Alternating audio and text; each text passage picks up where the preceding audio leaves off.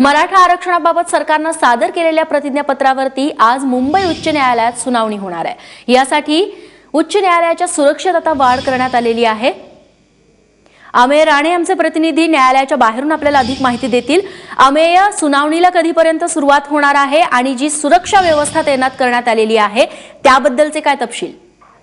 रेश्मा, थोड्याच वेळात न्यायालयात सुनावणीला सुरुवात होण्याची अपेक्षा आहे। राज्य सरकारने परवा 2,500 पानांचं आपलं प्रतिज्ञापत्र हायकोर्टात सादर केलंय, ज्यात त्यांनी म्हटलंय की महाराष्ट्राच्या प्रत्येक जिल्हानिहाय स्तरावरती एक सर्वे घेण्यात आलाय। त्यात काही गोष्टी प्रामुख्याने समोर आल्या, ज्यात 80% अधिक मराठा समाज हा मागासलेल्या अवस्थेत आहे।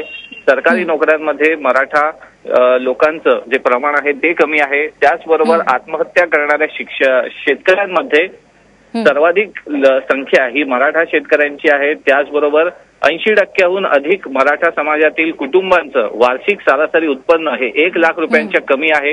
कर्जबाजारी शेतकऱ्यांमध्ये देखील मराठा समाजातील शेतकऱ्यांची संख्या मोठी आहे। त्याचबरोबर राणे आणि केळकर समितीचा जो अहवाल होता त्यात देखील मराठा समाज हा मागासच आहे असं अहवालात स्पष्टपणे नमूद करण्यात आलेलं या गोष्टी आहेत। त्याचबरोबर बाबासाहेब आंबेडकर यांनी लिहिलेली काही पुस्तकं, त्यांचे काही वाङ्मयीन ग्रंथ, सुभाषित, अभंग या सर्वांचा उल्लेख या परिपत्रकात करण्यात आलाय। त्यामुळे राज्य सरकारनं या परिपत्रकाद्वारे आपली बाजू जी आहे ती अतिशय भक्कम केलेली दिसते। हे प्रतिज्ञापत्र आज हायकोर्टापुढे ठेवलं जाईल आणि त्यावर सुनावणी होईल।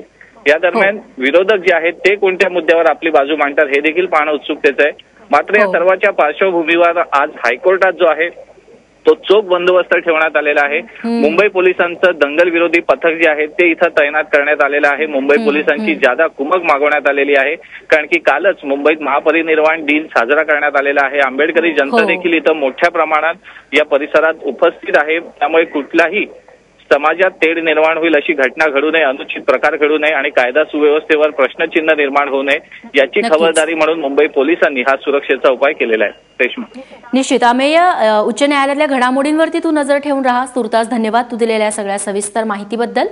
तेव्हा थोड्याच वेळात उच्च न्यायालयामध्ये सुनावणीला सुरुवात होणार आहे। दरम्यान जे प्रतिज्ञापत्र सरकारने सादर केलेलं आहे त्यात कोणकोणते दाखले देण्यात आलेले आहेत ते आपण बघतोय।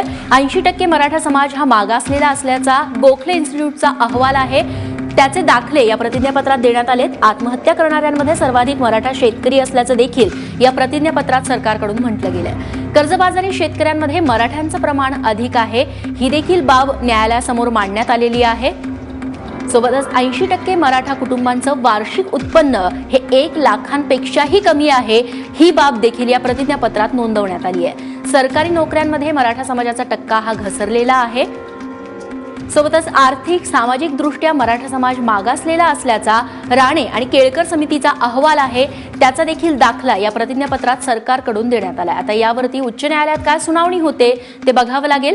बाबासाहेबांच्या क्षुद्र नेमके कोण होते, धम्मक्रांती या पुस्तकांचे देखील दाखले या प्रतिज्ञापत्रात देण्यात आलेत। संत साहित्य, पोवाडे, ऐतिहासिक पुस्तकांमधले देखील दाखले सरकारने जमा केलेले होते आणि हजारो पानांचं हे प्रतिज्ञापत्र आता सरकारनं उच्च न्यायालयासमोर सादर केलंय।